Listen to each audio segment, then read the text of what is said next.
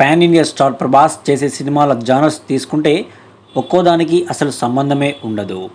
బాహుబలి తర్వాత ప్రభాస్ చేసిన సినిమాలు వేటికవే ప్రత్యేకంగా నిలిచాయి.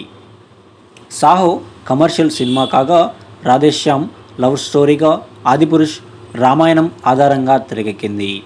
ఈ సినిమాలు ఫ్లాప్ అయినప్పటికీ ఇటీవల వచ్చిన సలార్, కల్కి సినిమాలు బాక్సాఫీస్ దగ్గర ప్రభాస్ సత్తా ఏంటో చూపించాయి.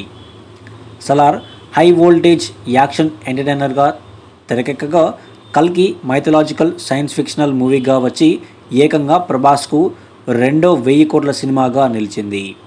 ఇలా ఒక్కో సినిమాకు డిఫరెంట్ అటెంప్ట్స్ చేసినటువంటి ప్రభాస్ అప్కమింగ్ మూవీస్లలోనూ రాజాసాబ్లో లవర్ బాయ్గా, ఫౌజీలో సైనికుడిగా కనిపించబోతున్నాడు. ఇక సందీప్ రెడ్డి వంగాతో చేయనున్న స్పిరిట్ మూవీలో పవర్ఫుల్ పోలీస్ ఆఫీసర్గా నటించబోతున్నాడు.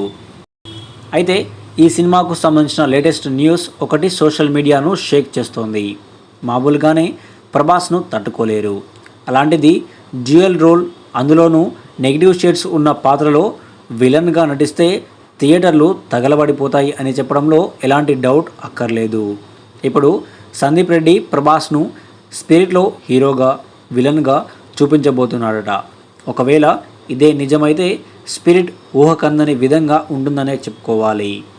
యానిమల్ సీక్వెల్ను రణబీర్ వర్సెస్ రణబీర్గా ప్లాన్ చేస్తున్న సందీప్ దానికంటే ముందే ప్రభాస్ వర్సెస్ ప్రభాస్గా ప్లాన్ చేశాడేమో చూడాలి మరి. దాంతోపాటు ఈ సినిమాలో త్రిష హీరోయిన్గా నటిస్తుందని, ఆమె కూడా నెగిటివ్ రోల్లో కనిపిస్తుందనే ప్రచారం కూడా సోషల్ మీడియాలో జోరుగా జరుగుతోంది.